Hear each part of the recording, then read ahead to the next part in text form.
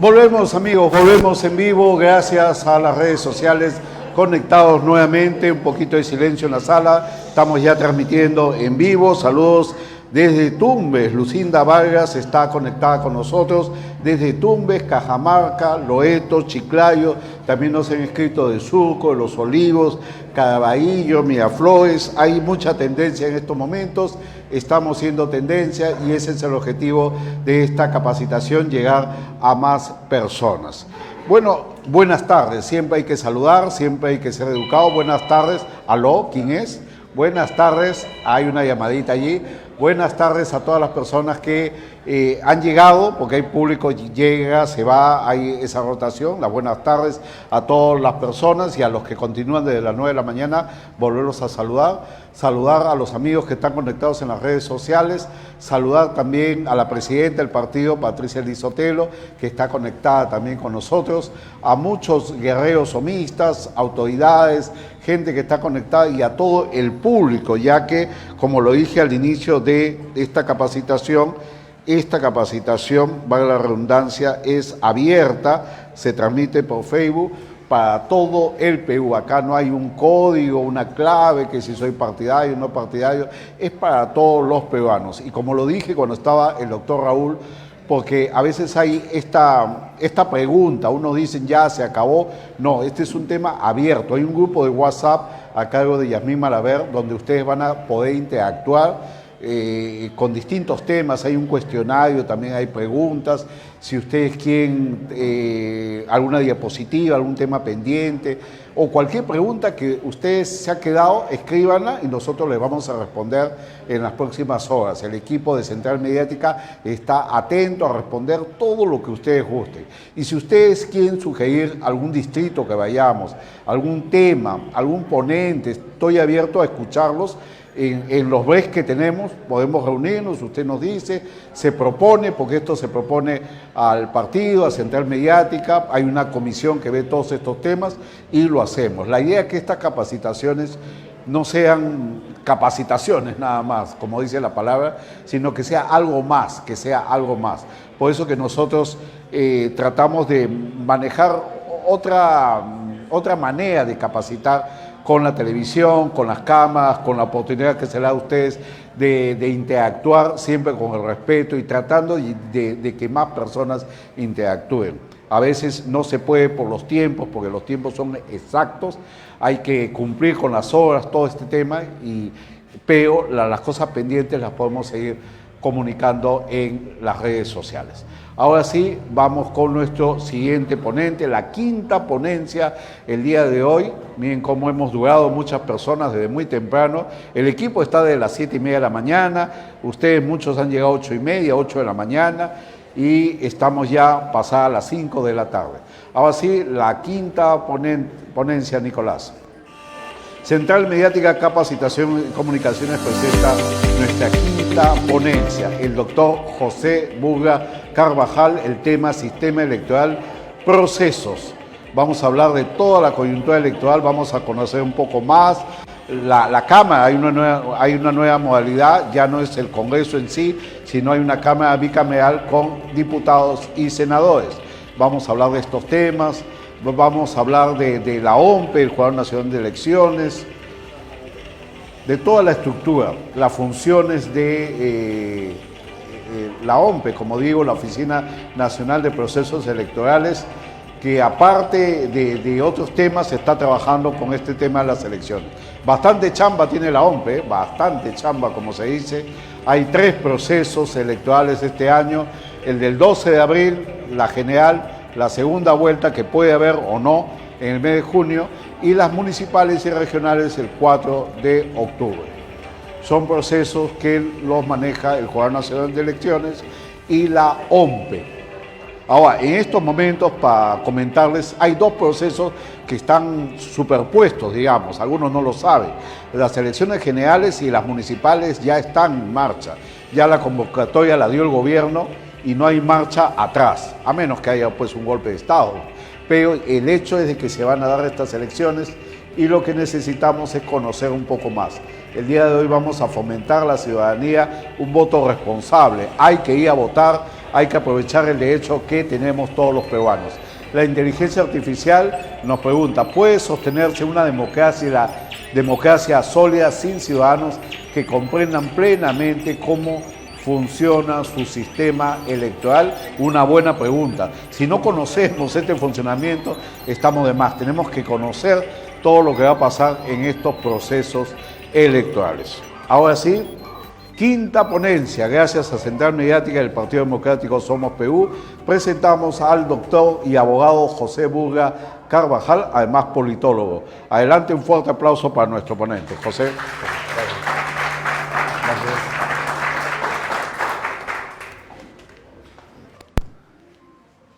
Sí, bueno, muy buenas tardes con todos. En principio, agradecer a Dios por la oportunidad de poder estar aquí compartiendo sobre este tema tan importante, justamente en este contexto electoral, ¿no? Como es el sistema electoral peruano y los procesos electorales, ¿no? Bueno, en realidad, después de mucho tiempo viniendo por Ventanilla, yo también soy chalaco, ¿no? Soy de Bellavista, y bueno, este tema en realidad es muy importante conocer, ¿no? Sobre todo desde la ciudadanía, porque existe, digamos, todo un proceso que ya se viene rigiendo para este año, ¿no? Es un año bien particular, como lo decía Ricardo, porque precisamente se van a dar dos elecciones en un mismo año, ¿no? Normalmente se alternaban, pero en este año 2026 tenemos ahora en abril las elecciones generales, ¿no? Que se eligen tanto el presidente como los congresistas. Y bueno, ahora ya ha cambiado el nombre, ¿no? Ya no estamos en un proceso unicameral, sino bicameral. Y ya para el mes de octubre tenemos las elecciones regionales y locales, ¿no? Entonces, es muy importante que podamos nosotros conocer cómo es este proceso, cómo es el sistema, qué entidades del Estado participan dentro de estos procesos electorales, ¿no? Sin reglas claras y árbitros imparciales, la democracia se convierte en una disputa permanente, ¿no?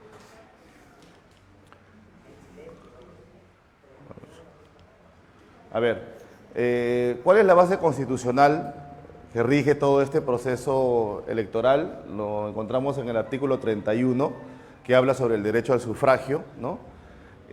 Todo este proceso también ha venido cada día reformándose, ¿no? Tenemos el artículo 176, que habla sobre la finalidad del sistema electoral, el artículo 177, que habla también sobre la autonomía de los organismos electorales, ¿no? ¿Cuál es la finalidad constitucional? Asegurar que las votaciones traduzcan la expresión auténtica, libre y espontánea de los ciudadanos, ¿no? Si una de las cosas que ha caracterizado al país, ¿no? Es de que en realidad sí han habido procesos bastante, digamos, bastante fuertes, ¿no? En la parte del control, de la organización también, ¿no? Y ahora vamos a ver qué entidades participan dentro de este sistema electoral. Los tres pilares del sistema electoral peruano se encuentran en principio el Jurado Nacional de Elecciones, ¿no? La JNE. Es el máximo órgano del sistema electoral. Ellos se encargan de fiscalizar la legalidad del proceso, resuelven las controversias y proclaman los resultados. O sea, si tenemos al pilar fundamental de todo este proceso electoral, es el Jurado Nacional de Elecciones. Ellos son los que finalmente proclaman al ganador, ¿no? De las elecciones, tanto a nivel nacional, a nivel regional, a nivel local, ¿no? Dentro de la suscripción que amerite. Entonces, el Jurado Nacional de Elecciones es el máximo órgano del sistema electoral. Ahí van a darse las apelaciones, todos los procesos de repente administrativos, las tachas, las controversias, todo eso se define a nivel del Jurado Nacional, ¿no? Que normalmente está compuesto por un jurado especial electoral que resuelve los procesos en primera instancia, ¿no? Por ejemplo, en el Callao existe un jurado especial electoral, ¿no? Si es que se da alguna controversia con un candidato, ¿no? Ya sea de oficio por parte del mismo jurado o quizás de parte, ¿no? Si es que un ciudadano, un vecino presenta una tacha, lo hace ante el jurado especial electoral, ¿no? Este resuelve, ¿no? En una primera instancia, y si uno de las partes no está de acuerdo, recurre al Jurado Nacional Electoral, que viene a ser una segunda instancia, ¿no? Y eso ya lo resuelve como a nivel de una sala, ¿no? Un pleno que resuelve ya la decisión que tome el Jurado Nacional de Elecciones ya en esta segunda instancia es una decisión ya definitiva, ¿no? Ya no hay más, ya no hay más procesos administrativos adicionales. Lo que seguiría de repente es de repente judicializar, ¿no? Una decisión administrativa, que también ocurre bastante, ¿no?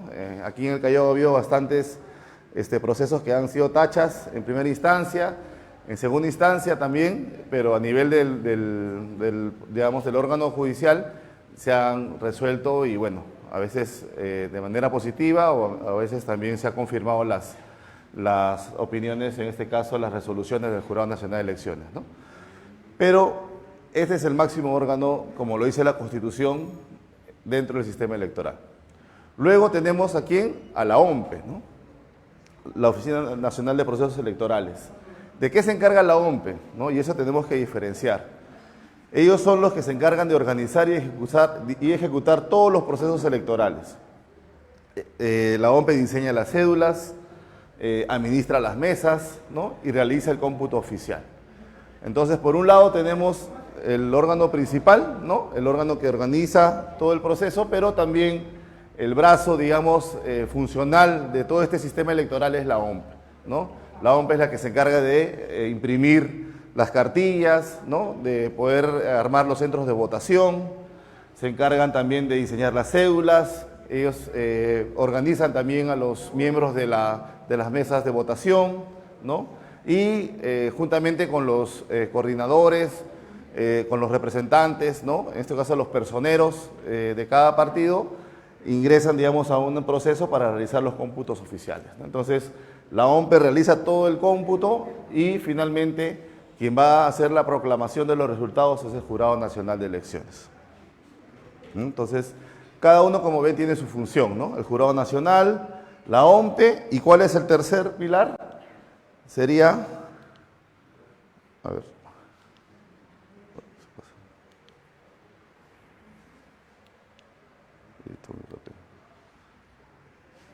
lo puedes, se pasa a la otra. Ah, ya, ahí está, ya, listo. Y la tercera, en este caso, entidad del Estado, es también como parte de estos pilares del sistema electoral peruano, vendría a ser la RENIEC, ¿no? Que ellos se encargan de hacer todo el registro de ciudadanos, el padrón electoral y la identificación, ¿no? Dentro de todo este proceso electoral, donde primero se dan, digamos, toda esta situación, donde empieza justamente es en la RENIEC, ¿no? Porque hay plazos, por ejemplo, para poder constituirse un padrón electoral. Por ejemplo, si yo, digamos, vivo en otra provincia, ¿no? Y estoy viviendo, por ejemplo, aquí en Ventanilla por mucho tiempo, ¿no? Pero no he hecho mi cambio de domicilio, hay una fecha límite que se establece y que lo administra la RENIEC, ¿no? Si yo, por ejemplo, ya no he podido o recién hago mi cambio de domicilio para participar de repente como regidor, ¿no? Eso va a verificarse en la RENIEC, ¿no? Si, a ver desde cuándo, a ver cuándo se cerró el padrón electoral y si tú estás dentro de esa, digamos, dentro de ese periodo en que te podía admitir los cambios de domicilio o no, ¿no? Y eso también ameritan tachas, ¿no? Se puede impugnar, digamos, las listas y es por eso que es muy importante de que se pueda verificar, ¿no? Al momento de presentar ya las listas oficiales, el tema domiciliario es muy importante, ¿no? Ahora, no solamente es el domicilio, por ejemplo, natural, ¿no? En el DNI, sino también se recurren a otros temas, de repente que sí lo contempla, en este caso también la propia normativa de los procesos electorales, como el domicilio múltiple, ¿no? Pero en realidad es muy importante de que estemos dentro del plazo que se exige para que podamos estar, ¿sí puede bajar el volumen? Ya, gracias. Entonces, la RENIEC es la que se va a encargar de hacer ese registro de ciudadanos, va a poder tener ya el padrón electoral y vamos a estar plenamente identificados, ¿no? Para todo este proceso electoral, ¿no? Entonces, como ven, el sistema nosotros que tenemos aquí en el Perú es un modelo tripartito, ¿no? Que permite un equilibrio institucional. O sea, no todo está inmerso dentro de una sola institución, sino que, como ven, son 3 entidades fundamentales. ¿Cuáles son?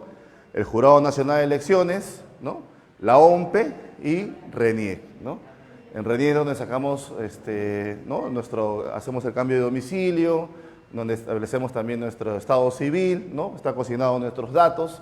Entonces, estamos plenamente identificados, ¿no? Ese es el primer lugar, ¿no? Que esté plenamente identificado el ciudadano, ¿no? Dónde vive, desde cuándo vive, ¿no? Porque hay situaciones que se dan también de los votos golondrinos que dicen, ¿no? Que son gente que de repente vive en otro lado, y eso se da mucho en diferentes partes de acá de Lima también, ¿no? Y en todo el Perú, ¿no? De que van a cierto lugar para poder votar por cierto candidato, ¿no? Por eso es muy importante el cierre del padrón electoral, ¿no? Y en todo este proceso, como hemos visto ya, lo va a organizar la OMPE y el Jurado Nacional de Elecciones es quien da finalmente los resultados, ¿no?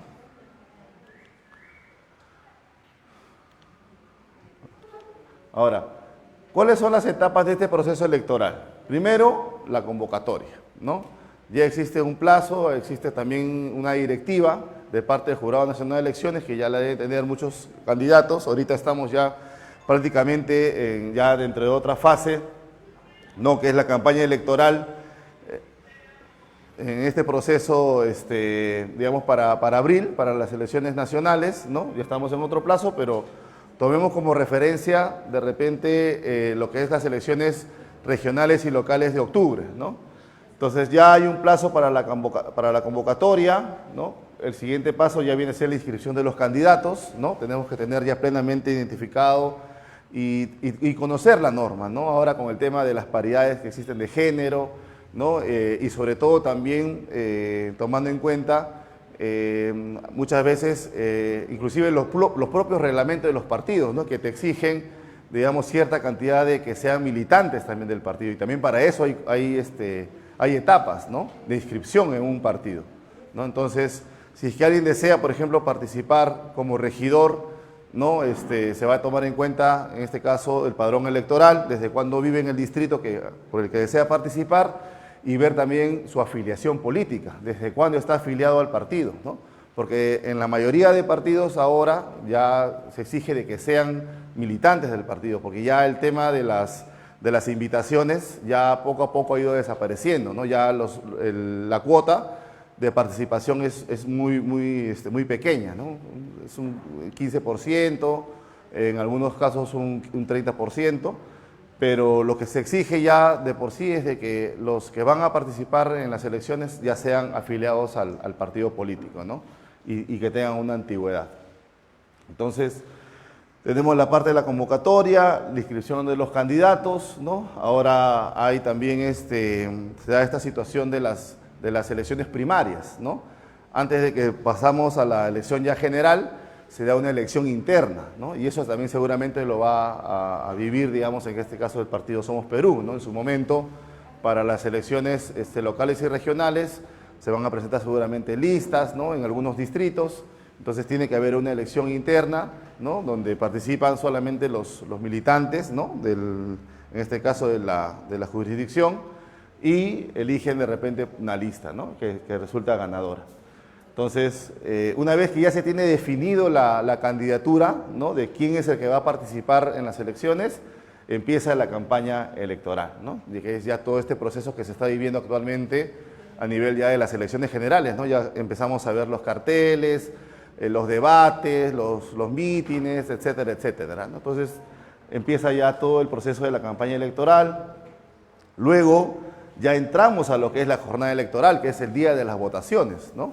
Que ya es el poder organizarnos, tener nuestros personeros, poder ya organizar toda la parte ya del momento de la votación, porque ese momento también es el más importante, porque muchas veces se decide en la mesa, si es que no tienes un personero en cada mesa de votación, a veces hay un tema de manejo, entonces es muy importante tener una participación del partido justamente en este proceso, en esta etapa que es la jornada electoral, ¿no? Que es la participación plena desde que empiezan las votaciones hasta que termina y se cierra ya la votación en ese día, es importante tener la participación del partido, ¿no? Y empieza, una vez que culmina la parte de la votación, el escrutinio, ¿no? Ir viendo las cédulas de votación, haciendo el conteo, ¿no? Ya están las bocas de urna, pero finalmente la OMP es la que hace el conteo, ¿no? La que oficializa el conteo juntamente con los personeros, firman todos la cédula de votación, ¿no? Dando su conformidad, y todo eso lo remiten al Jurado Nacional de Elecciones, ¿no? Para que ellos hagan justamente la proclamación, ¿no? Entonces, hasta acá viene el trabajo de la OMP, en lo que es la parte del escrutinio, y la proclamación la hace el Jurado Nacional de Elecciones. Pero eso no queda ahí, ¿no? Muchas veces hay también impugnaciones. Se puede impugnar de repente o tachar, ¿no? Como hubo en las elecciones generales, ¿no? Recuerdan con el presidente Castillo, ¿no?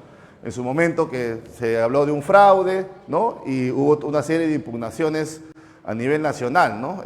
En contra del Jurado Nacional de Elecciones para poder traerse abajo esa elección, ¿no? Pero bueno, finalmente no prosperó, el Jurado Nacional de Elecciones se reafirmó y ya pasando el plazo de las impugnaciones, porque también hay un plazo para presentar, ¿no? Y un plazo para resolver, finalmente ya se reafirmó en su proclamación inicial el jurado y proclamó en este caso a ese presidente, ¿no? Entonces, esas son las etapas de un proceso electoral, ¿no? Desde la convocatoria, inscripción de candidatos, la campaña, la jornada electoral, ¿no? Que es ese mismo día, el escrutinio, la proclamación y eventuales impugnaciones.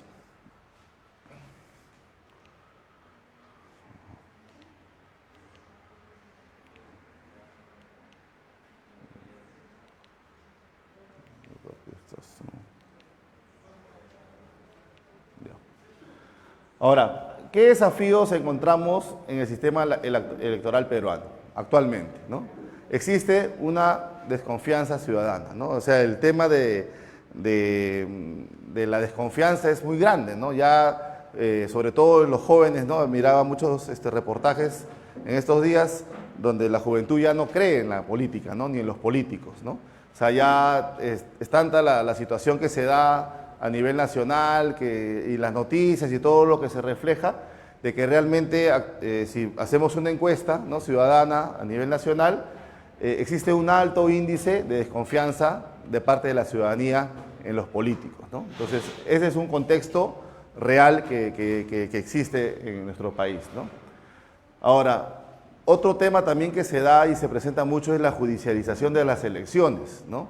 O sea, tenemos ya los mecanismos administrativos, como les he señalado, ¿no? Que es el Jurado Especial Electoral, el Jurado Nacional de Elecciones, pero uno de los temas también que se viene dando es cuando ya, digamos, se recurre al Poder Judicial para poder de repente, que en esa instancia se puedan resolver temas electorales que son netamente administrativos, ¿no? Entonces, es un tema también que se presenta actualmente como un desafío. Un tema también importante que vamos a ver en estas elecciones es la desinformación digital, ¿no? Entonces, tenemos que tener mucho cuidado, ¿no? No todo lo que sale en el Facebook es verdad, ¿no? Ni todo lo que sale en el TikTok, ¿no? Entonces, tenemos que siempre, para poder verificar una información, recurrir a fuentes confiables, ¿no? Entonces, no nos creamos todo lo que dice las redes sociales, porque sobre todo existe mucho lo que se llama los fake news, ¿no? Que son noticias falsas. Pero ahora peor, ¿no? Con la inteligencia artificial, inclusive, ya se puede modelar los rostros de las personas y darles voz, ¿no? O sea, se le da una voz y es como que, digamos, el candidato estuviera hablando, ¿no? O una persona de repente allegada de repente al partido, un regidor, ¿no? Se le puede hacer toda una simulación con inteligencia artificial. O sea, ese tema también es muy, muy importante, tanto desde el lado, digamos, como partido político, y eso yo lo mencionaba en Vía El Salvador, en una charla también similar a esta, ¿no? Donde tenemos que tener cuidado, porque ahora sí está bien controlado y está penalizado. O O sea, ahora sí, no es que yo saco una noticia falsa, ¿no?, desde el partido contra mi contrincante, de repente una desinformación, o utilizo la inteligencia artificial para manipular de repente alguna conversación, ¿no? Entonces eso está penado. Y eso es muy delicado porque ahora sí la policía, la división de delitos de alta tecnología, tú presentas tu denuncia, ven de dónde sale esa información, te denuncian al partido y se da toda una situación bien grave para todos los intereses, ¿no? Entonces, la parte, en este caso, del marketing político, los publicistas, ¿no?, el equipo tiene que tener mucho cuidado de saber, ¿no?, de no utilizar este tipo de artimañas, ¿no?, porque está penado, ¿no? Entonces, y de parte de la ciudadanía, sí, pues, ¿no?, como les decía, el control de las redes sociales y saber de que en realidad no todo lo que se dice en las redes es verdad, ¿no? Tenemos que tener mucho cuidado, ¿no? Y sobre todo no compartir, ¿no? O sea, si no estamos seguros de una información, no la compartamos, pues porque eso se genera una bola de nieve, ¿no? Entonces, eso también es muy importante. Y un tema también que afecta o se vuelve como un desafío en este sistema electoral es la debilidad programática de los candidatos, ¿no? O sea, la falta de propuestas, ¿no? Y eso también se ve en los debates, por ejemplo, ¿no? Vemos que los candidatos no están preparados, no conocen la realidad en este caso de su localidad, ¿no? Cuáles son los temas importantes, ¿no? No hay ese dominio, ese manejo. Entonces ese plan de trabajo, ese plan de gobierno es un plan que no tiene sostenibilidad, ¿no? Entonces esa es una radiografía de cómo realmente está nuestro sistema electoral peruano, ¿no?, como problemática, ¿no?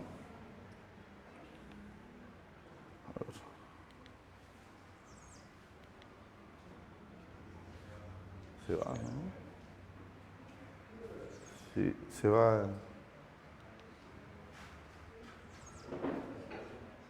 Si mejor yo te digo, porque se va. No, una anterior. Ya, ¿la que sigue cuál es?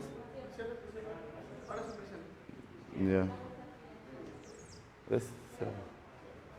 Ahí es, ¿no? Ya. Entonces, ahora, ¿cómo está conformado ahora nuestro sistema de representación? Vamos a entrar en un tema muy importante. Este tema lo he querido quizás tomar como un punto clave, porque hemos entrado en un proceso de bicameralidad. Quizás bueno, este cambio, nosotros estuvimos hasta con la Constitución del 79 con una bicameralidad, ¿no? Teníamos una Cámara de Senadores y una Cámara de Diputados. Ya con la Constitución del 93, ¿no?, con la actual, con la que tenemos, volvimos al tema, bueno, se implementó, no volvimos, sino recién se implementa la unicameralidad, que es tener solamente un congreso, ¿no?, de 120 congresistas. Luego se amplió a 10 más, ¿no?, y tenemos actualmente 130 congresistas. Ha habido un proceso electoral, ¿no?, un tipo referéndum, ¿no?, en su momento, donde no se aprobó la bicameralidad. Recién el año 2024 es que el Congreso del Perú restablece, mediante una reforma constitucional, ¿no?, pasar de la unicameral a 2 cámaras, ¿no? La Cámara de Diputados, conformada por 130 miembros, y el Senado de 60 miembros, ¿no?, con elecciones generales el 12 de abril del 2026 hasta el periodo 2026 al 2031, ¿no? Entonces, hemos regresado, ¿no?, pero en realidad también ha aumentado la cantidad digamos, en este caso, de congresistas, ¿no? Entonces, anteriormente no era así, ¿no? Era mucho menos. Pero, y esa fue también, al momento de que se hace la reforma constitucional en el 93, parte del plan era justamente reducir la cantidad de congresistas, ¿no?, en la participación. Pero ahora, bueno, se han hecho estas reformas y hemos regresado a la bicameralidad. Entonces, lo que vamos a elegir nosotros ahora en estas elecciones de abril es un presidente, vamos a elegir a nuestros senadores, ¿no?, y vamos a elegir también a nuestros diputados, ¿no?, que nos van a representar. Entonces, pero vamos a tomar atención cómo se va a dar esta nueva repartición, ¿no?, de estos cargos, tanto a nivel nacional, por distritos electorales, ¿no?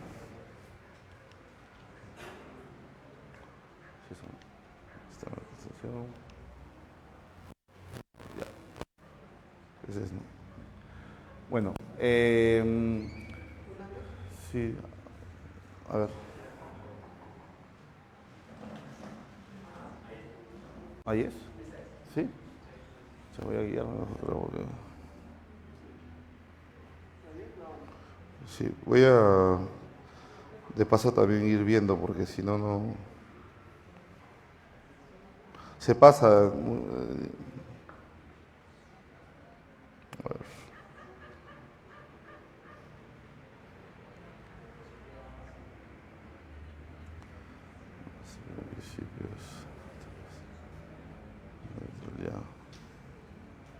Pues sí, se ha pasado algunas, neutralidad, desafíos, ya. Ya, está bien, funciones de las... Ya, ahí empezamos. Entonces vamos a primero ver cuáles son las funciones de estas cámaras, ¿no? Los diputados, ellos son los que inician las leyes, interpelan, censuran ministros, otorgan confianza al Consejo de Ministros y forman comisiones investigadoras, ¿no? En el caso de los senadores, van a revisar o aprobar las leyes que dan los diputados, ¿no?, la Cámara de Diputados. La Cámara de Senadores es la que elige los altos funcionarios, ¿no?, al Tribunal Constitucional, al Defensor del Pueblo, al Contralor, y ratifican las decisiones claves y son indisolubles, ¿no? ¿Qué quiere decir? Que no se puede disolver el Senado, ¿no? Ese es un punto importante porque hemos visto, ¿no?, toda esta guerra que a veces existe entre el Ejecutivo y el Legislativo, ¿no?, de la censura, que yo te voy a vacar, ¿no?, que yo te disuelvo, ¿no?, y eso hemos pasado en este tiempo, ¿no? En el caso de la Cámara de Senadores, ya con una bicameralidad, no se puede disolver el Senado. O sea, ya no puede venir un presidente y decir, se van todos, ¿no?, todos los congresistas. O sea, en el caso del Senado, el Senado es el máximo organismo que existe a nivel constitucional, ¿no? Entonces, el proceso legislativo requiere aprobación secuencial, elevando la calidad normativa mediante revisión doble, ¿no? Entonces, y esto es muy importante, ¿no?, porque en realidad el espíritu de la bicameralidad es eso, ¿no?, tener mejores normas, ¿no? Entonces, si inician las leyes los diputados, sacan una norma, va a ser revisada por la Cámara de Senadores, ¿no? Entonces, y normalmente, ¿cuál era el pensamiento inicial de esta bicameralidad, ¿no? Estamos hablando de los años 70, ¿no? Normalmente los diputados eran los representantes, pues, del pueblo, ¿no? Eran los que representaban directamente, que tenían una relación muy directa con el pueblo. Y los senadores eran personas mayores, ¿no?, que ya tenían 50 años, 60 años. Nosotros recordamos algunos referentes, ¿no?, de esos tiempos, que eran inclusive mucho más preparados, ¿no? Entonces ellos son los que revisaban las normas y finalmente era como la élite política del Perú, ¿no? Entonces eso era en los tiempos antiguos, ¿no? Ahora ya ha cambiado, ¿no? Entonces la clase política también se ha reformado, entonces, pero el espíritu sigue siendo el mismo, ¿no?, de que la Cámara de Senadores sea el máximo revisor de, en este caso, de las leyes que se van a emitir, ¿no?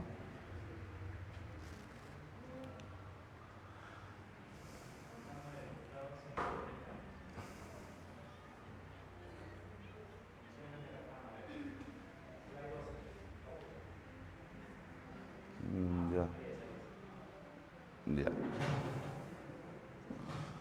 Funciones de las cámaras. Ya. Entonces, en el caso de la Cámara de Diputados, son 130 escaños, ¿no? Inician todas las leyes ordinarias y presupuestos. La Cámara de Diputados va a interpelar y censurar ministros y otorgan el voto de confianza al gabinete, ¿no?, cuando entra el presidente y cambia al primer ministro. Quien le va a otorgar la confianza al gabinete es la Cámara de Diputados. Forman comisiones investigadoras sobre corrupción o crisis, representan intereses locales y regionales de los 27 distritos electorales, ¿no? Ejemplo, bloquean a un ministro ineficiente vía movimiento de censura, ¿no? Entonces, cualquier tema de censura, otorgamiento de confianza, interpelaciones, se ven dentro de la Cámara de Diputados, ¿no? y inician las leyes ordinarias y también los presupuestos.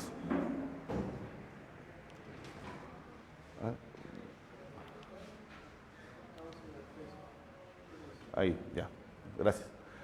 En el caso del Senado son 60 escaños, ¿no? ¿Qué hace la Cámara de Senadores? Revisa y aprueba, ¿no? O rechazan las leyes propuestas por los diputados, ¿no?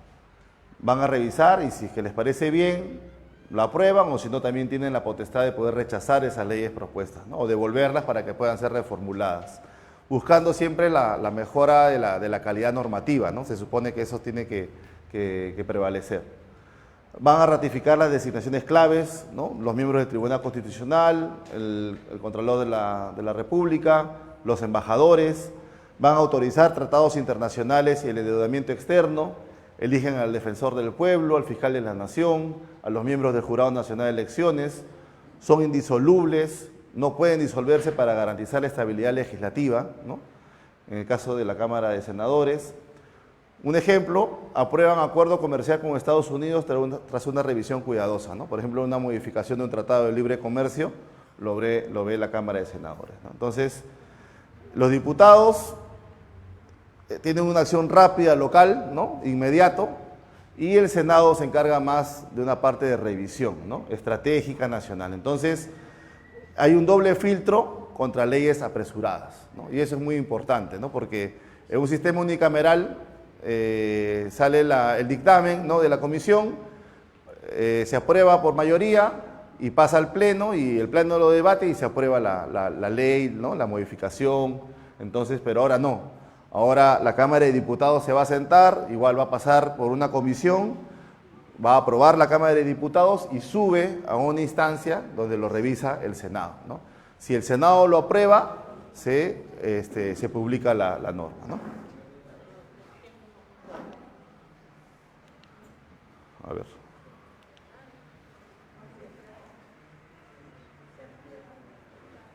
Pues sí. Ahora, ¿cómo están distribuidos los diputados? Son 130 en total, ¿no? Está distribuido por regiones y también por Lima Metropolitana, ¿no?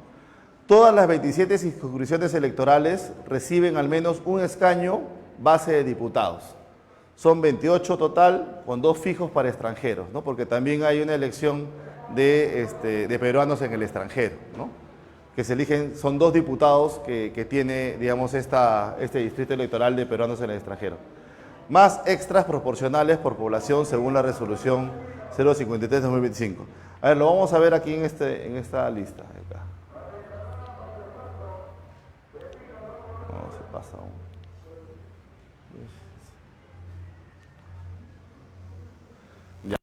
Aquí está mejor graficado, ¿no? Entonces, hay una distribución por regiones y Lima. Diputados, distribución completa por región. De los escaños totales, ¿no? La base más el proporcional según febrero del 2025. Normalmente, según vemos, para Lima Metropolitana le corresponde 28 diputados. Para La Libertad, 7, Piura 7, Arequipa 6, Ancash 5, Cusco 5, Junín 5, Lambayeque 4, Cajamarca 4, Ica 4, y las regiones medianas y pequeñas de 2 a 3 cada una, ¿no? Apurímac 3, Ayacucho 3, Huancavelica 3, Huánuco 3, Pasco 2, ¿no? San Martín 3, Tacna 2, Tumbes, Moquegua 2, Amazonas 2, Loreto 4, Madre de Dios 2, Puno 4, Lima Provincias también 4 y el Callao 3, ¿no? Y peruanos en el extranjero 2. Entonces ahí están los 130 diputados, ¿no? Entonces, en el caso, por ejemplo, de Tumbes, que tiene poca población, tiene un diputado base, ¿no? Sí, o sea, de por sí tiene uno ya, Tumbes, pero tiene hasta uno extra y puede tener 2 diputados, en el caso de Tumbes, por el tema poblacional, ¿no? Es como ahora, ¿no? Por ejemplo, en el caso de Moquegua, Tacna, también por su población electoral, solamente tienen 2 congresistas, por ejemplo, ¿no? En este caso va a mantenerse así, ¿no? Pero en algunas regiones sube, ¿no? Por ejemplo, en el caso de Arequipa, que actualmente presenta 5 congresistas, va a tener inclusive la chance de tener uno más, ¿no? Por esta nueva metodología de distribución, ¿no? Entonces, más o menos así está configurado, esta distribución por regiones en el caso de la Cámara de Diputados. ¿Perdón? Son 3. Pero hay por un tema también de, ahorita de lo que es el tema proporcional, ¿no? O sea, sí puede llegar a tener uno más, ¿no? Pero, digamos, dentro de la gráfica poblacional son 3 nada más. Sí. Sí. Sí, son 3.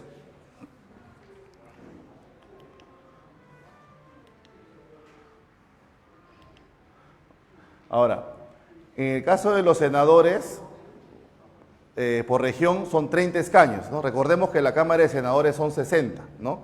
Entonces tenemos 30 escaños. Lima Metropolitana presenta 4 senadores y de ahí todos, ¿no? Los demás regiones del país tienen ya un senador, ¿no? En el caso de peruanos residentes en el extranjero, también un senador.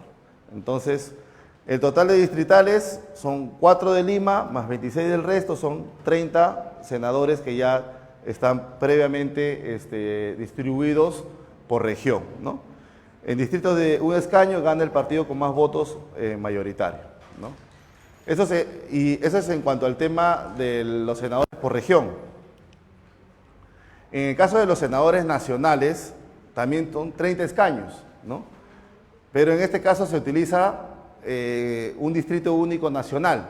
Entonces, son 30 senadores repartidos proporcionalmente, según la ley de Hunt, ¿no? Es una fórmula matemática, ¿no? Que se realiza en este caso para poder definir qué partido es el ganador y cuántos senadores va a traer este partido, ¿no? Y eso se ve a nivel nacional por votos de todo el Perú. Entonces, si un partido gana, digamos, no gana las elecciones, ¿no? Por ejemplo, ¿no? No fijo por región, sino en cuanto al tema del porcentaje nacional, ¿no? El partido líder gana, puede poner inclusive entre 10 a 15 senadores, ¿no? De lo que son los escaños de senadores nacionales, ¿no? Entonces ahí es donde tiene, en este caso, la mayoría, ¿no? Dentro del Senado. O sea, puede tener la mayoría y va a tener la mayoría el partido que gana a nivel nacional. Entonces, tenemos, ¿no? Un poco reformulando, tenemos un senador por regiones, ¿no? Ya el Callao tiene 1, ¿no? Como hemos visto, cada región tiene 1, Lima Metropolitana tiene 4. Ahí completamos los 30, pero luego también se ve el tema de los senadores nacionales, que son 30 escaños. Entonces, por una cifra repartidora, si el partido gana, va a jalar, ¿no? A todos los senadores que estén en primer número, o también puede ser de repente por un tema de voto directo, ¿no? Pero en el caso del partido ganador, más o menos se estima de que va a tener entre 10 a 15 senadores nacionales por ser el partido, ¿no? Y ahí se va a ir repartiendo, ¿no? El segundo partido que, digamos, que quedó, ¿no? En las elecciones tendrá pues 7 y así, ¿no? 6, 5, ¿no? Entonces, más o menos esa es la distribución que se presenta.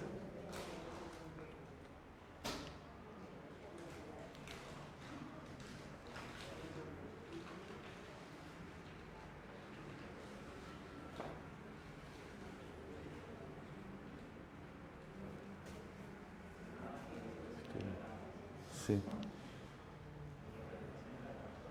Sí, ahí está, ese es. Ya, ahora, viendo un poco cómo estamos dentro de Latinoamérica, ¿no?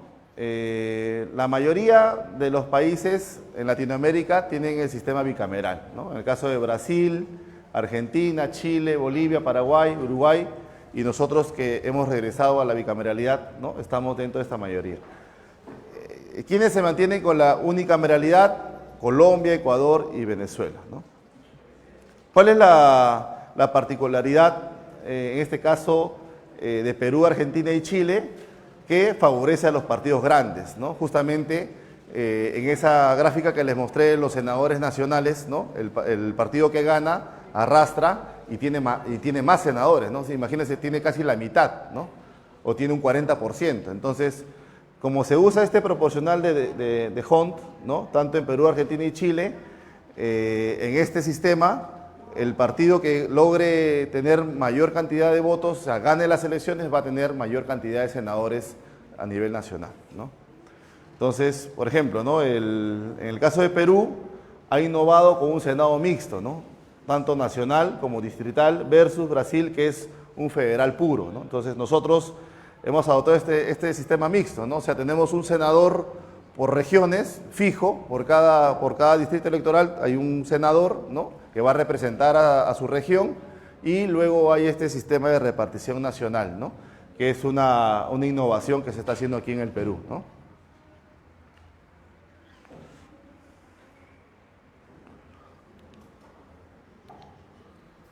Ahora, la democracia no es solo votar, ¿no? Es también aceptar resultados, es fortalecer partidos, es respetar reglas, ¿no? Un buen sistema electoral no garantiza buenos gobernantes, pero sin un buen sistema electoral tampoco hay democracia, ¿no?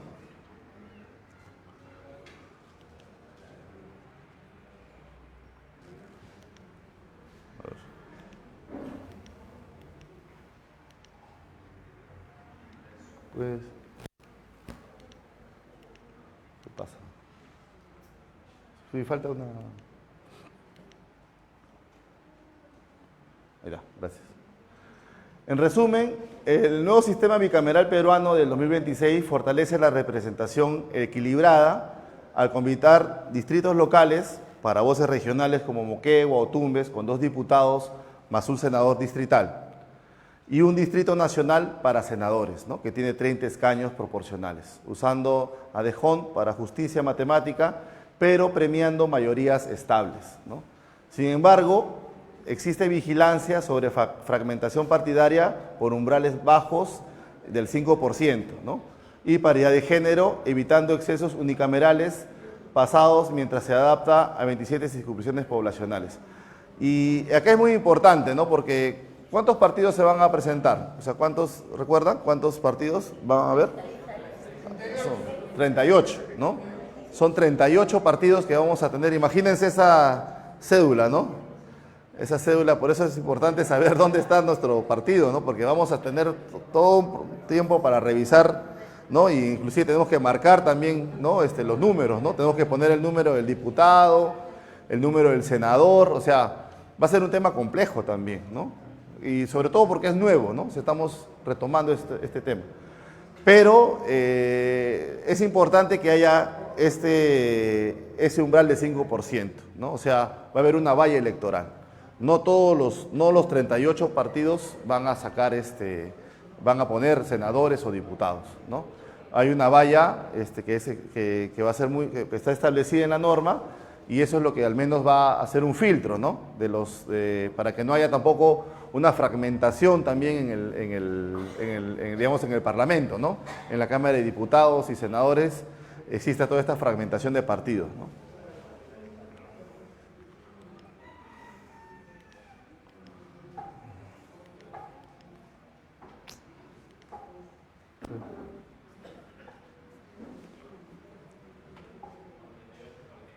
Sí, exacto. Ya. Con 38 partidos compitiendo en las elecciones generales de Perú 2026, la fragmentación amenaza la gobernabilidad en el bicameral, ¿no? Que son 190 escaños. Pero filtros robustos la mitigan, como cuál es la valla del 5%, ¿no? De votos válidos nacionales más mínimos independientes, ¿no? O sea, en este caso, que no lleguen a colocar 7 diputados o 3 senadores por cámara, también si un partido no llega a tener esa cantidad, también no llega a tener representación parlamentaria, ¿no? Y aplicada esta vía de Hond separada, va a eliminar más o menos la proyección de encuestas, ¿no? Que van a ser más o menos algo de 25 agrupaciones que no van a pasar la valla electoral, ¿no? Entonces, ¿cuál es la proyección realista de las encuestas a febrero del 2026 más el historial? Que solo 8 a 12 partidos van a superar la valla electoral, ¿no? Por toda esta cantidad de partidos, ¿no? Entonces, ¿quiénes están? Está Fuerza Popular, Perú Libre, APP, Avanza País, Renovación Popular, Somos Perú y Podemos Perú lideran más el 5%, ¿no? Y medianos como Juntos por el Perú rozan más o menos el 5%, ¿no? O sea, no está todavía seguro. Entonces, ¿qué permite esta matemática de D'Hondt, ¿no? Este filtro de que se puedan consolidar mayorías viables pese a debutantes débiles, ¿no? Entonces, ahorita la mayoría de agrupaciones políticas, ¿no? Sabemos que han formado sus partidos más que todo por el tema de la captación de fondos, ¿no? De parte de la OMPE, ¿no? Entonces, se ve, ¿no? De que hay también una situación media comercial, mercantilista, de generar, digamos, estos partidos nuevos, ¿no? que han comenzado a salir, ¿no? De la nada, ¿no? Pero que no tienen ningún respaldo, digamos, todavía poblacional, ¿no? Entonces, la hora de la verdad va a ser las elecciones, ¿no? Entonces, y quienes se ven que se van a consolidar son los partidos, pues, que ya tienen una trascendencia, ¿no? Sea de diferentes corrientes políticas, ¿no? Sea de derecha, de izquierda, de centro, pero que ya tienen una consolidación nacional, ¿no? Entonces son ellos los que ya las mediciones que se están haciendo a nivel de encuestas es lo que marca, ¿no? Que solamente son algo de 8 partidos que son los que van a tener representación nacional tanto en la Cámara de Diputados como senadores, ¿no? Y alrededor de 25 agrupaciones no van a pasar la valla electoral, no van a pasar el 5%, ¿no?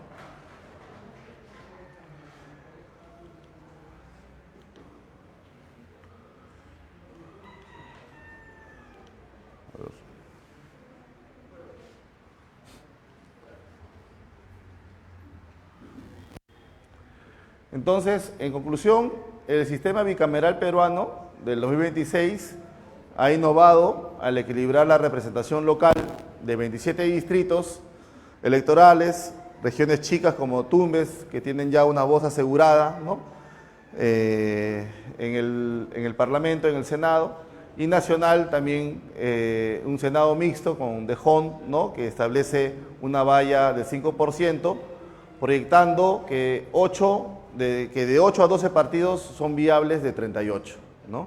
Entonces, esto permite fortalecer la estabilidad legislativa post-unicameral caótica, ¿no? Entonces, de alguna manera, el sistema electoral ha podido prever esta situación, ¿no? De que estamos, pues, abrumados de partidos políticos, ¿no? Nuevos, ¿no? Se han creado 38, o sea, creo que no se da, ni en Brasil se da esta situación, ¿no? Que Brasil nos lleva cuántos millones más de habitantes, ¿no? O sea, es algo que nunca se ha presentado en el Perú, pero que estos filtros que se han generado a nivel del sistema electoral permiten que no todos pasen la valla, ¿no? Entonces, y además de que va a consolidar de que en el caso del partido ganador tenga también una mayoría y una representación, porque recuerden lo que ha pasado también, ¿no? O sea, gana el presidente, ¿no? Gana el ejecutivo y,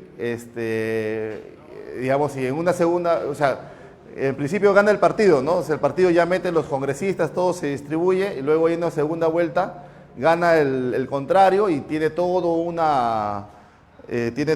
bloque en contra dentro del Congreso, ¿no? Que finalmente lo hace ingobernable, ¿no?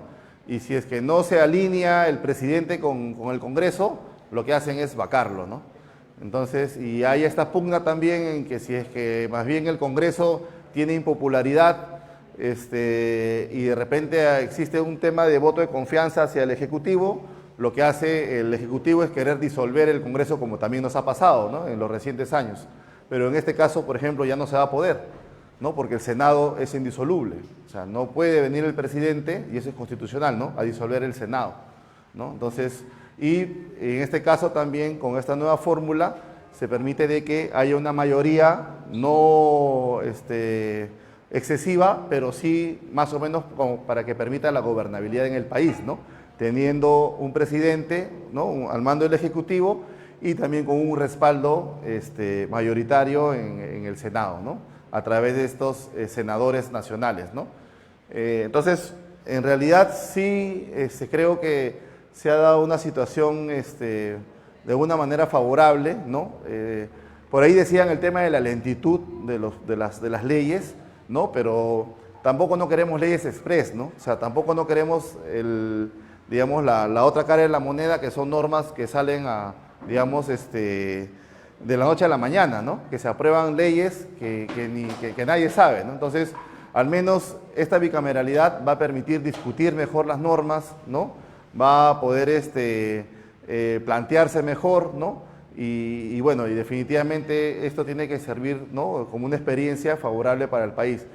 Esta es una nueva experiencia que vamos a vivir todos, ¿no? Ya quizás personas mayores, ¿no? Que han podido vivir los años 70, han visto cómo es el comportamiento, ¿no? de una Cámara de Diputados, de una Cámara de Senadores, ¿no? Y yo creo que había un orden, ¿no? O sea, sí, sin embargo, este tema de repente de poder darle celeridad y reducir al Congreso como se dio en el 93, sirvió en su momento, pero luego ya se tergiversó y empezaron a aprobarse normas de la noche a la mañana, ¿no? Sin revisión, solamente pasaban de la comisión a la Comisión de Constitución, porque en el caso, por ejemplo, de la unicameralidad, como se da ahora en el Congreso, quien hace el papel del Senado es la Comisión de Constitución. O sea, si es que, y eso tiene un perfil político, o sea, porque dentro de las mesas directivas se elige la comisión, ¿no? En este caso de la Comisión de Constitución. Entonces, pasa una norma, una reforma de una ley, ¿no? Se aprueba de repente una comisión, pasa a la Comisión de Constitución y se aprueba de repente pensando en un lineamiento partidario, ¿no? Entonces, de esa manera se ha degenerado, digamos, en este caso, la revisión que debería darse a una norma. Ahora no, ahora aprueba toda la Cámara de Diputados, hay un consenso, se eleva al Senado, el Senado lo revisa ya con calma, si está bien, lo aprueba, se formaliza, se proclama la norma, y si no, ya se devuelve a la Cámara de Diputados para que pueda corregirla o simplemente la rechaza de plano, ¿no? Entonces, así es como está ahora elaborado el nuevo sistema electoral. Eso es lo que más o menos quería yo ahora ¿no? traerles, ¿no? a colación para que podamos tener un voto informado, ¿no? Porque en realidad yo creo que ya se ha hecho encuestas también así en Focus Group y más o menos casi el 80% de las personas no sabe en realidad cómo va a votar, ¿no? O sea, hay un desconocimiento. Uno, por la cantidad de partidos que existen. Dos, porque ahora hay cámaras de senadores, cámaras de diputados, ¿no? Entonces, ¿por quién votar? ¿No? O sea, ahora también hay un voto, en este caso, el voto único, ¿no? Uno tiene que ahora también, en el caso de los diputados y senadores, marcar el número, ¿no? Entonces, tenemos que tener plenamente identificado también las casillas, ¿no? Podemos elegir 2 diputados y podemos elegir también 2 senadores, ¿no? Entonces, es muy importante conocer ahora la distribución, ¿no? Entonces, en el caso del Callao, también tiene su participación tanto en el caso de los diputados y senadores, ¿no? Bueno, y eso sería un poco la presentación. Muchas gracias.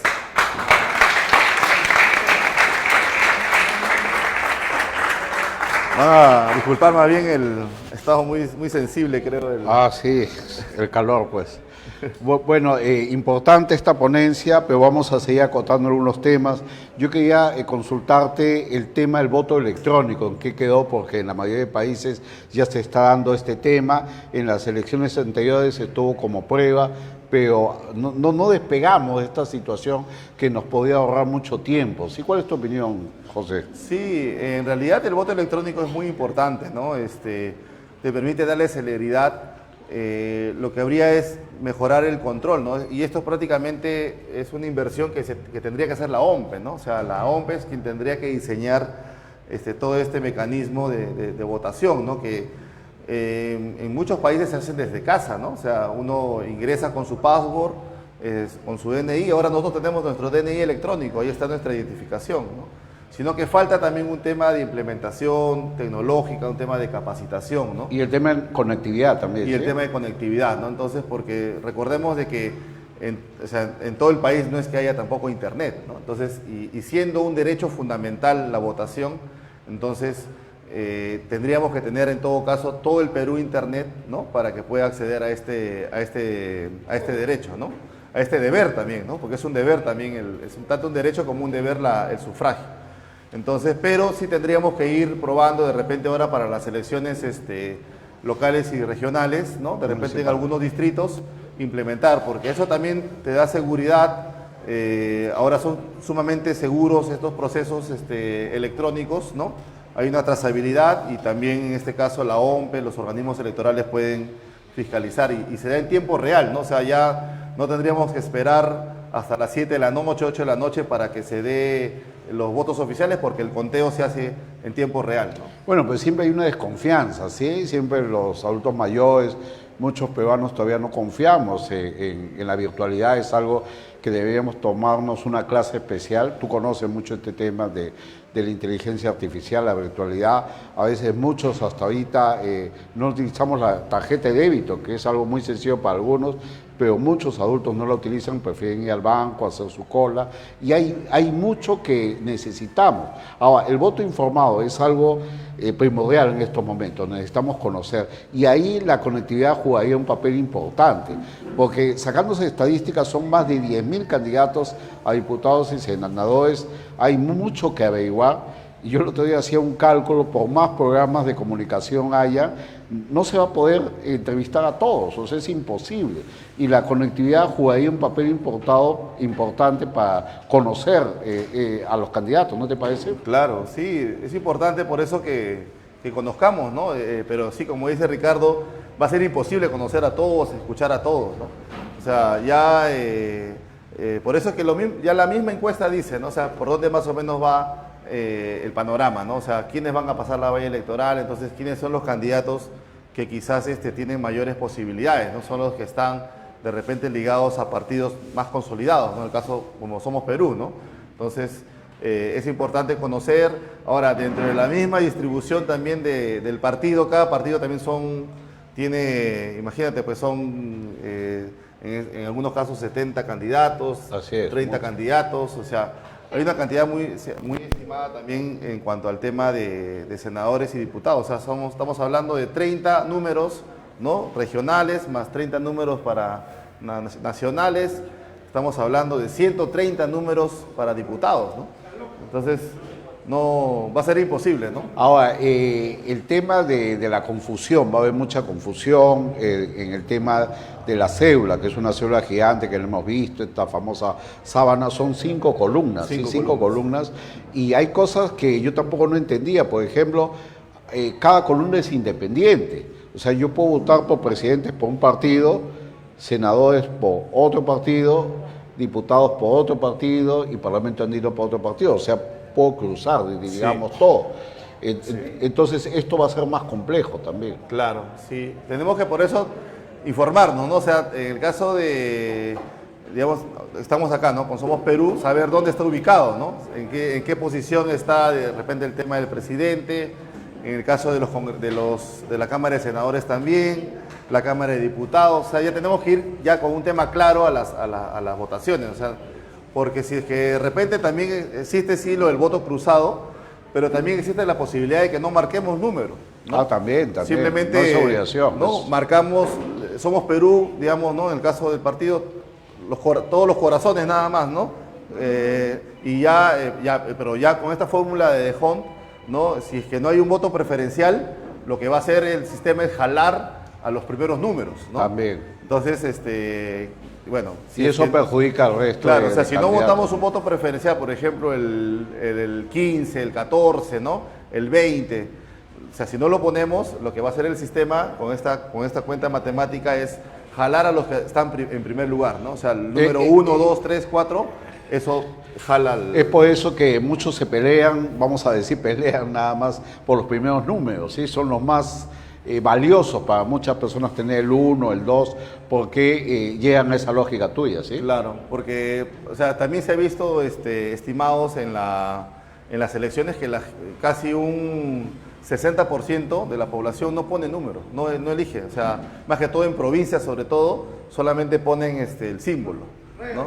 Solamente sí, el símbolo nada más, ¿no? Marcan y listo. O sea, no se dan el tiempo de identificar un candidato para diputado, ¿no? De su preferencia y ponerlo, ¿no? Entonces, es por eso que se da este tema del arrastre, ¿no? Entonces, el partido que gana más, que tiene mayores votación, es el que va a jalar a los primeros números de su lista, ¿no? Entonces, va a jalar al 1, al 2, al 3 y así, ¿no? Ahora, hay que recordar de que no va el nombre de los candidatos, si hablamos de la columna presidencial, va la foto o el símbolo, no va el nombre, o sea, no busquen el nombre, sino va la foto o el símbolo. Y esto de alguna manera repercute más a los partidos tradicionales, porque hacer conocido un símbolo en 2 o 3 meses es imposible. El otro tema te quería preguntar de los debates. El Jurado Nacional de Elecciones tiene la obligación de organizar los debates. Hemos visto que ya hay fecha, antes de Semana Santa, me parece, entre el 15 de marzo y 23, van a ser en 4 bloques. ¿Cómo ves estos debates? Mayormente es entre 2, 3, pero grupos de 9, de 10... no, o sea, yo creo que van a llevar más atención los cruces de repente importantes, ¿no? Más va a ser las peleas, digamos. Claro, recordemos lo de Popi, ¿no? Con Alan, ¿no? García, digamos, ese momento, ¿no? Que se dio, digamos, por razones de la vida, ¿no? Que se volvieron a encontrar, ¿no? Estos dos personajes políticos, y fue, digamos, una tendencia que hasta ahora Urresti con Rafael López Aliaga. O Urresti también ¿no? Entonces, pero de repente un candidato, pero también puede ser la oportunidad, ¿no? De repente para un candidato chico, si es que tiene una buena participación en el debate, de repente con un candidato fuerte, puede ser también su salto, ¿no? Si es que logra debatir con propuestas, o sea, puede darse también esa situación de tener un outsider, ¿no? O sea, no sabemos, digamos, pero en la práctica no vamos a ver tampoco todos los debates, pues, ¿no? Es imposible, son 38. Lógico. Como yo siempre digo, cada uno vive su vida. Estamos preocupados por qué comer, que tenemos que pagar la luz, el agua. A veces decimos, ¿qué nos interesa el resto de cosas si la vida va a seguir siendo igual? Gane o quien gane, las cosas van a seguir igual. Porque este es un proceso, no es por poner pesimismo, pero este es un tema muy complejo, no es un tema fácil. Pero esa es la democracia que tenemos y hay que, de alguna manera, aprovechar estos temas. No vamos a ir a otras discusiones que nos vamos a otro tema, pero la situación es así. No podemos, tantos temas que tenemos que no nos involucramos, pero estos días que faltan deben ser para organizarnos. Ahora, comentándote, porque la OMPE es la que organiza el proceso electoral y tiene mucho trabajo. Por ejemplo, están capacitando las ODPE en cada distrito, se están organizando para ayudar a los adultos mayores en el tema de la votación, para orientarlos a las personas que no tienen problemas al caminar. Hay mucho trabajo, mucha organización por parte de la OMPE en estos momentos. Sí, no, inclusive ya desde estos espacios, ¿no? Estos espacios también son impulsados por la OMPE justamente para que haya una difusión, haya un conocimiento, haya un mayor entendimiento de cómo se está dando este tema político. Y este tema justamente de los sistemas electorales es muy importante porque estamos entrando en un tema nuevo. O sea, ya las elecciones de octubre que están por darse, quizás es un poco más manejable, ¿no? Ya sabemos el gobernador regional, los consejeros, los candidatos a la alcaldía. Es un poco más sencillo. Es más sencillo, pero este proceso es bien particular. El general. O sea, en realidad, y vamos a ver cómo va funcionando, ¿no? Quizás esto sea para bien, pero en el momento de las elecciones yo creo que sí debemos ir ya con una mente clara, ¿no? O sea, no vayamos a la cola a preguntar, oye, ¿por quién voto? O ¿no? O sea, no, ¿qué pasa es eso? Una irresponsabilidad. Ya tenemos que ir ya con una mente, o sea, un voto informado, un voto consciente, ¿no? Entonces vayamos y cumplamos nuestro deber. Y el último tema es la reforma electoral. Se quiso cambiar y se empeoraron las cosas, porque esta cantidad de partidos es por esa mala reforma que se hizo. Ya sabemos en qué gobierno, no vamos a hablar de ese tema, pero ¿qué se puede hacer con el actual Parlamento? Tendría que haber una reforma electoral en varios aspectos. ¿Tú estás de acuerdo con este tema?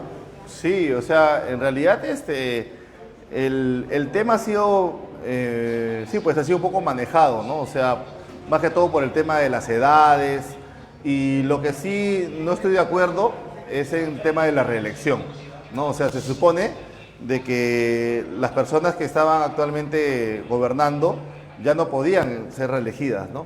Pero han buscado este mecanismo, ¿no?, del Senado para que, bueno, dice ya, yo no puedo reelegirme como diputado, pero puedo ir como senador. No, el Senado es una trampa, es una ley prácticamente con nombre propio, porque como tú lo dices, para ser senador, aparte de tener 35 años, que podría ser lo normal, si tú has sido congresista, tienes esa oportunidad. O sea, prácticamente todos los congresistas pueden postular, así tengan 25 años, pero esta es una ley con nombre que se debería corregir. Claro, ¿sí? eso sí. Porque no hay una discriminación a otros peruanos. Sí, sí, definitivamente esta Cámara, la Cámara de Senadores ha sido así bien pensada de acuerdo a los beneficios del actual Congreso, ¿no? Como ya no existía la reelección inmediata, entonces yo no me podía reelegir como diputado, pero sí me podía reelegir como senador, ¿no? Y ese tema de la edad ya pasaba a un segundo plano. Entonces, si yo como ciudadano mayor de 35 años quiero postular al Senado, no puedo, porque antes tengo que haber sido diputado, ¿no? O en su defecto, ser congresista actualmente. Entonces, esa es una discriminación, o sea, definitivamente eso es lo que... Ahora, podría ser esta Cámara de Senadores también un tema burocrático, porque mucho se habla porque va a ser una Cámara revisoria, y es lo que entendemos y aplaudimos, se supone que es una Cámara más seria, digamos, con mayor conocimiento, pero ¿qué pasa si vamos a tener al actual Congreso en la Cámara de Senadores? Yo pienso que va a ser más de lo mismo. Bueno, ellos no pueden proponer leyes, pero en este tema de la revisión de leyes y esto también preocupa un poco, como que hay, no sé si gato o perro escondido, pero hay algo escondido que el próximo Parlamento debería revisar. Sí, vamos a ver, ¿no? O sea, en realidad, sobre todo el tema de cómo se maneja la relación de la bicameralidad con el Ejecutivo, ¿no? Eso es lo que más me llama la atención, porque, o sea, ya no podemos seguir persistiendo en o sea, porque ya hemos entrado a un chiste, ¿no? Prácticamente a nivel internacional, o sea, el hecho de tener más, o sea, tantos presidentes en un solo periodo, o sea, ya causa un tema, digamos, donde si no fuera pues por nuestra estabilidad monetaria, ¿no? Y ahora también ya el señor Velarde ya está por jubilarse. Entonces, ya ese tema también es muy delicado, ¿no? Entonces, el tema más importante que creo que vamos a tener que observar es cómo se da esta relación entre el Ejecutivo y su mayoría que pueda tener en el Senado, ¿no? Y cómo maneja, y también en este caso, definitivamente la Cámara de Diputados va a ser más bien la que sea su opositor, ¿no? Entonces, es un manejo que se tiene que dar también. Vamos a pasar con el público virtual. Tenemos preguntas del público. Ya, por favor, el micrófono. Señor, adelante, por favor. Muy buenas tardes, doctor. Estuve conversando con un grupo de jóvenes, de la cual, de la misma manera como yo me encuentro desorientada, a pesar que hemos tenido por las votaciones para Cámara de Diputados, para senadores, y ahora con la lista tan grande que tenemos con estos participantes, ¿no?, estos candidatos, ¿cómo se está llegando a los jóvenes? Porque los jóvenes, ellos están pensando en que sería mejor no votar y pagar la multa. ¿En qué beneficia y perjudica esta actitud de la juventud? Y como muchos adultos, creo que también tienen ese pensamiento que ya lo han comentado. Y son casi 2 millones de jóvenes que por primera vez van a votar, y eso es preocupante. ¿Sí, ¿tu respuesta o escuchamos otro participante? Ya, escuchamos. A ver. Primeramente, muchas gracias por su participación en su ponencia, ¿no? Muy intelectual. Primeramente, una opinión de parte de usted, ¿no? ¿Hasta qué punto, ya que la coyuntura del sistema político que estamos, entre comillas, político, porque la política es una ciencia muy maravillosa y politiquería es otra, ¿no? Entonces, ¿qué pasa? En su opinión, ¿podemos confiar por el Jurado Nacional de Elecciones, por la OMPE? Porque hay mucha corrupción en todas partes. Segundo, de que me da a entender, y disculpe si soy ignorante en mi pregunta, que le han quitado a los congresistas, ahora diputados, funciones y le han pasado funciones a los senadores, ¿no? Entonces, disculpen la frase, va a haber más burocracia, ¿no? Porque los paganos vamos a ser los ciudadanos que tenemos que pagarle a personas, disculpe, sin agraviar lo presente, comechados, porque ahorita son comechados, ¿no? Entonces, disculpen la participación, ¿no? Y yo soy una persona bastante cantaclaro. Muchas gracias, aunque otras personas se rían inconscientemente. Gracias. No, al contrario. Todos pueden participar en la medida que se pueda. Sí, José. Sí, bueno, para responder a la señora, sí, el tema con la juventud es bien crítico, ¿no? Complicado, o sea, son pocos los ¿sí? jóvenes que se interesan por la política, por los candidatos, ¿no? Y bueno, el mecanismo que se está usando actualmente son las redes sociales, ¿no? Esa es la Por eso te hablaba, perdón, de la conectividad. Sí, el tema de la conectividad es importante y cómo llega el candidato también con propuestas para los jóvenes, ¿no?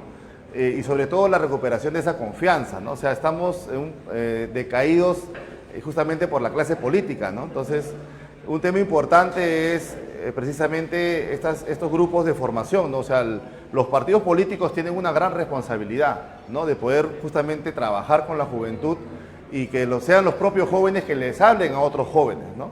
Entonces, existe también mecanismos de participación juvenil dentro de los procesos electorales, por ejemplo, para las cuotas jóvenes de regidores. Entonces, hay espacios y hay todo un tema de problemática que se tiene que discutir, pero es importante justamente ese mecanismo que son las redes sociales. Ahorita ya son pocos los jóvenes que consumen señal abierta, ¿no?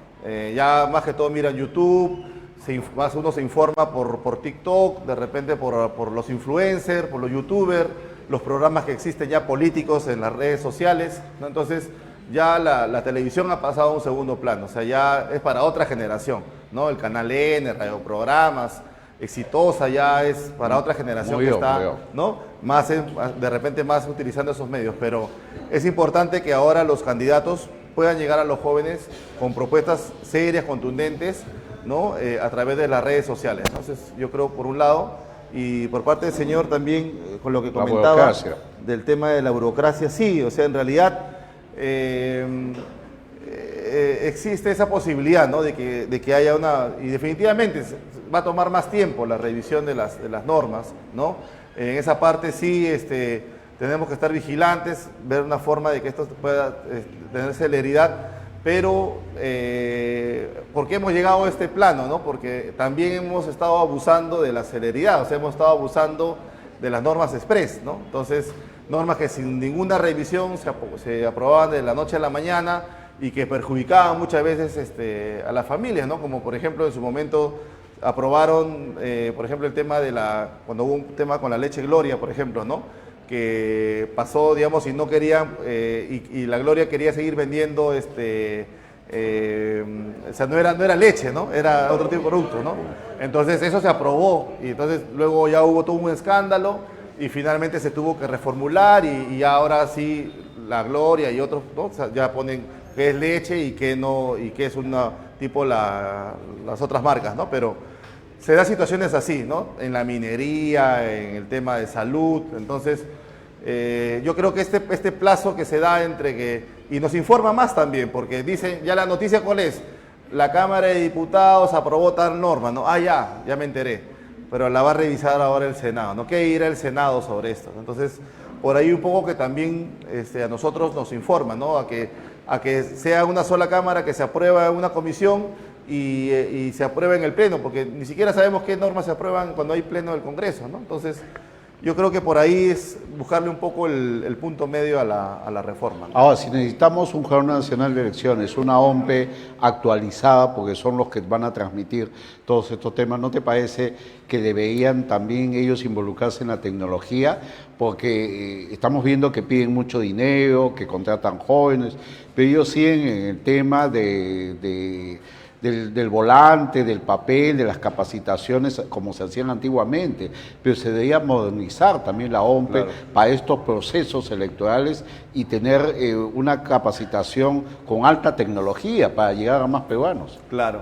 En este caso hemos ido viendo, ¿no?, cómo se ha ido pasando digamos, de los que dirigen estos organismos importantes, ¿no?, tipo la Defensoría, el Tribunal Constitucional, ¿no? Y ha sido como un tema de espectros, ¿no?, políticos, ¿no? Primero de repente ligado hacia la izquierda, ¿no?, Arenas, como el Jurado Nacional, que Piero Corbeto, que la OMPE, ¿no? Y había toda una discusión de la derecha, ¿no?, en el manejo, ¿no?, el Tribunal Constitucional. Pero ahora ya ha habido prácticamente una cooptación, ¿no?, política, donde se han dado elecciones de los nuevos cargos de más alto nivel y ha ido cambiando la figura, ¿no? Ahora se ha elegido a un defensor, digamos, alineado más a algunas conveniencias, ¿no? O sea, esa es la realidad, ¿no? Cómo vamos pasando, y es un tema prácticamente una espiral, ¿no? Pero sí es importante reconocer que con la tecnología sí se puede, en este caso, potenciar justamente estos procesos, y sobre todo yo creo rescatar también el tema de que más allá, digamos, de lo que ha habido y lo que se da a nivel político en esa esfera, al menos más allá de todo de repente la crítica y todo, pero al menos el Poder Judicial ha sentenciado, ¿no? Y tenemos, o sea, y hay presidentes que están cumpliendo su condena, o sea, han hecho su trabajo, ¿no? O sea, de una u otra forma. Entonces, por ahí un poco que también la cosa se equilibra. Así es. Vamos a acabar Los congresistas ya no van a poder dictar leyes entregadas en medianoche porque va a ser ya supervisado por los diputados que van a entrar. Por los senadores, Esa es la idea, de que los senadores sean el filtro para estas leyes. Vamos con preguntas, Nicolás, del público virtual. Así es, Ricardo. Tenemos una pregunta de la modalidad virtual de Luis Santaria Villanueva. Él pregunta si ahora en las elecciones retorna la bicameralidad y se elegirán las cámaras de senadores y diputados, la ciudadanía ya no tiene confianza en poderes del Estado. ¿Qué garantizaría entonces su elección?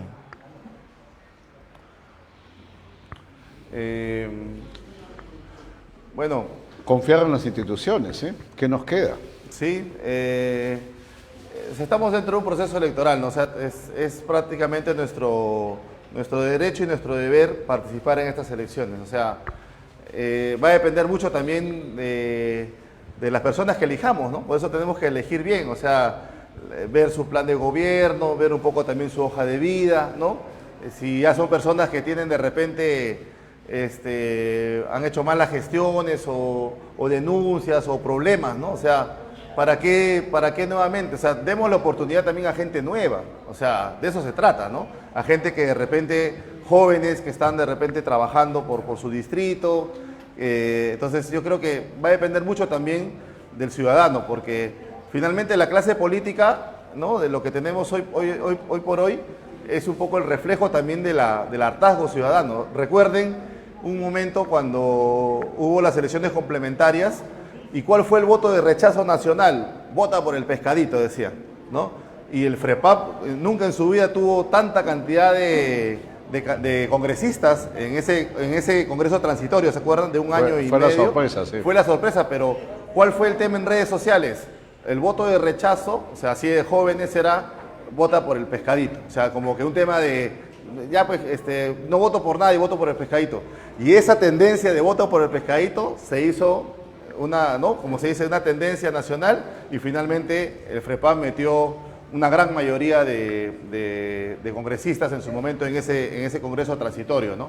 Entonces, pero eso no está bien, ¿no? No, o sea, no es un voto consciente. No podemos votar, ¿no? O sea, es un voto de rechazo, ¿no? O sea, y por ese lado, bueno, no debería ir este lineamiento. La última pregunta, Nicolás, la Sí. última.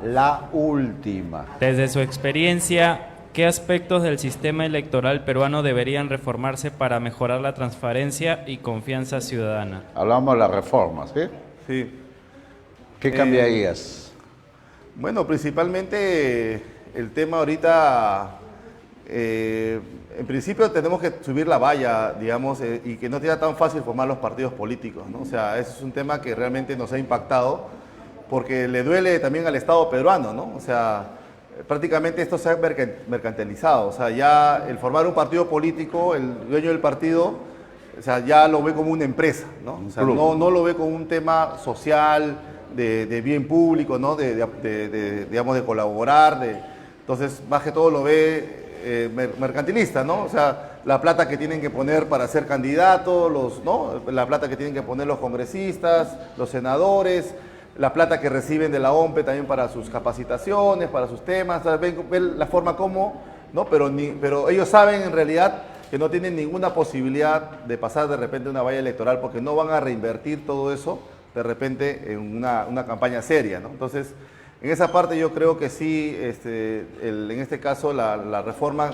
principal que debería darse es justamente la cantidad, o sea, que no sea tan fácil formar un partido político. Exigir a los partidos políticos sus lineamientos como había antes, ¿sí? Verdaderos partidos políticos hay que exigir este tema con un ideario, una ideología, hay que fomentar este tema.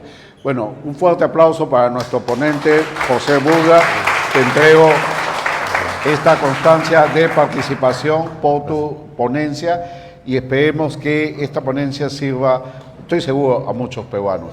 Vamos a tomarnos la foto oficial, la foto, Fernando, de acá, José, que estamos clausurando contigo nuestra quinta ponencia. Ya estamos en unos minutos con la última ponencia, hoy sábado 28 de febrero. José Burga Carvajal, le estoy cambiando apellido, está con nosotros. Vamos a ir a un corte, nos toca ir a nuestro lonche ya un poco más de las 6. Vamos a brindar las fotos y retornamos en unos minutos. No se vayan, al público presente tenemos que acabar con nuestra última ponencia y al público virtual también que nos sigan, que retornamos. Una pausa, retornamos. Gracias.